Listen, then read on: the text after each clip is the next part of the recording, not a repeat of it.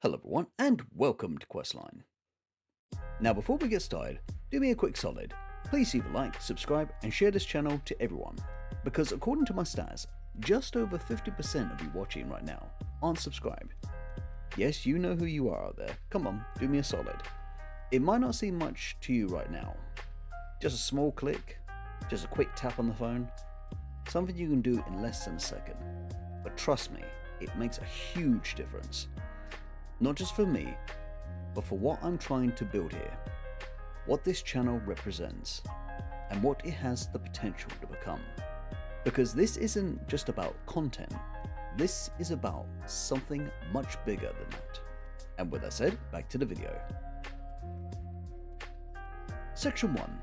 The feeling.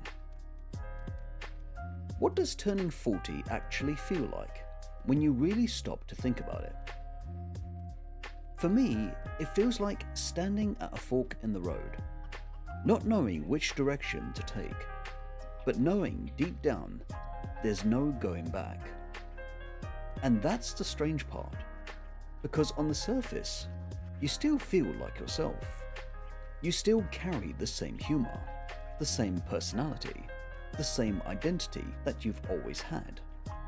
You don't suddenly feel old, and you don't suddenly feel like a different person. But underneath that, something begins to shift. There is this quiet awareness that starts to creep in. This subtle voice in the background that reminds you that time isn't unlimited anymore, and it doesn't hit you all at once. It creeps into your thoughts when you're alone.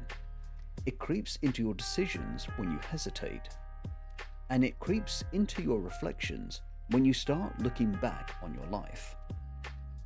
You begin to notice patterns, habits you've carried for years, choices you've delayed, and paths you stayed on, not because they were right, but because they were familiar. And suddenly, you're not just living anymore. You are observing your life, you are questioning it, and you are analyzing it. And that is where it becomes uncomfortable, because you realize something very simple but very confronting. You can't keep doing the same things and expecting different results. And maybe the most important question you can ask yourself right now is this: if nothing changed in your life from this point forward, where would you actually end up? Section 2. Body and mind. What actually happens biologically and psychologically when you approach 40? Physically, the changes are subtle, but they are real.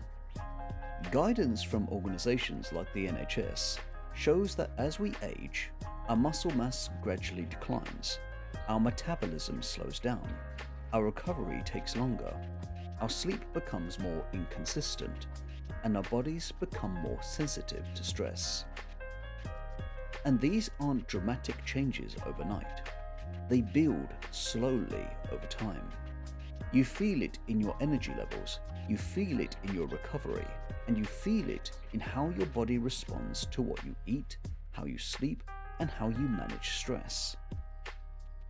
Things you used to get away with, you can't do anymore, and that forces awareness. But what is even more powerful is what happens psychologically, because your mind begins to shift as well. You become more aware of time, more aware of missed opportunities, and more aware of your own mortality. You begin reflecting more deeply. You compare where you are to where you thought you'd be, and you start asking difficult questions. Have I done enough? Am I on the right path? And is this really the life I want? People often label this phenomenon as a midlife crisis, but I don't think it is a crisis. I think it is clarity and seeking clarity. And clarity can be uncomfortable, because once you see things clearly, you can't go back to ignorance. So the real question becomes, are you listening to what your body and mind are trying to tell you? Or are you still trying to ignore it? Section 3. Expectations versus reality. Where did our expectations about life come from? And are they even real? Growing up, I had a very clear idea of what life should be like. By 30, everything should be sorted. Career, marriage, children, stability, and by 40, you've made it. Job done, happily ever after, roll credits. I think a lot of that came from things like from films and TV shows like Friends, and from society, all feeding us this narrative of how life is supposed to unfold. But real life doesn't follow that script. It doesn't care about timelines, and it doesn't care about expectations. It unfolds in its own way, often in ways we never anticipated. And when your reality doesn't match that expectation, you start questioning yourself. You internalize it and you start thinking, am I behind? Did I mess up? Have I wasted my time? And that's where it becomes dangerous, because now you're no longer living your life, you're measuring it, comparing it and judging it against something that may have never been realistic in the first place. So ask yourself honestly, are you living your life, or are you trying to live the version you were told you should have? Section 4. The 3 men. Who are you becoming based on how you're living right now? For me, there are 3 versions of myself. The man I could become, the man I am right now, and the man I'm afraid of becoming. And I'll be honest, it's that third one that scares me the most. Because I'm not afraid of failing. Failure means you tried. Failure means you learned something. But giving up, that's different. That's when effort disappears. That's when discipline fades. And that's when you stop striving and start settling. And I've seen what that looks like. And I know deep down I'm capable of becoming that third man if I stop trying. And that's the uncomfortable truth. We all are. We all have that version inside us. The one that chooses comfort over growth. The one that avoids difficulty. The one that slowly drifts through life without even realizing it. And the only thing that separates us from that version is our actions. So the real question is this: which version of yourself are your actions leading you toward right now? Section 5. The turning point. What moment in your life forced you to wake up and question everything? That moment my life changed was when my son got ill and when he died. Before that, I thought I was on track, but I was drifting, and losing him forced me to stop and ask, who do I actually want to be? And sometimes it takes a moment like that to ask the question you've been avoiding. Who do I want to become before it is too late? Section 6. The promise. What promise have you made that defines how you live? That promise came before my son passed away. The night before we brought him home, I went to go visit my son in the paediatric intensive care unit in Great Ormond Street, London. There, next to my son, I told him how proud I was of him, how much I loved him. And even at 19 months old, he showed more courage than most grown men. He taught me what strength really looks like. So I made him a promise to live well, even though I had absolutely no idea what living well meant, something I have argued many times before. But still, it was a promise I refused to break. So ask yourself this question: what promise have you made that you are not living up to right now? Section 7. Living well. What does it actually mean to live well when you don't fully understand it yet? I don't fully know, and I'm not going to pretend otherwise. And I think that's the truth most people avoid.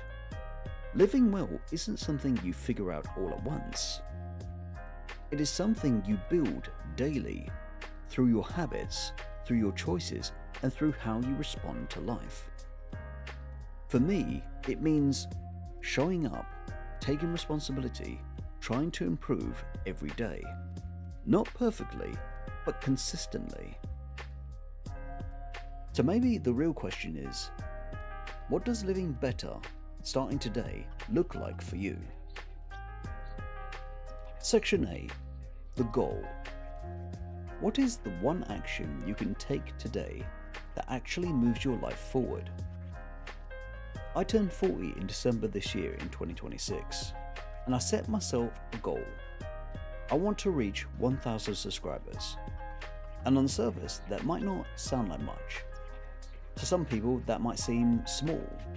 To some people, that might not seem very impressive. But to me, it means everything. Because yes, on paper, it means things like monetization, visibility, growth as a content creator. But that's not the real reason. That is just part of it. That is not the whole point. What 1,000 subscribers really represents to me is access. It's like the algorithm is a gatekeeper, like a bouncer standing at the door asking, "Who are you? What do you bring? Why should anyone listen to you? Why should I let you in?" And right now, I'm outside that door. But 1,000 subscribers? That's the moment where the door starts to open. That is when the algorithm begins to recognize this person might have something worth listening to or worth watching. Not just for YouTube, but for people. Real people living out their lives, dealing with real struggles. And that is what this is about, what I'm about, what this channel is about. Because I'm not doing this for attention, I'm not doing this for clout, and I'm not doing this to get rich or to chase fame.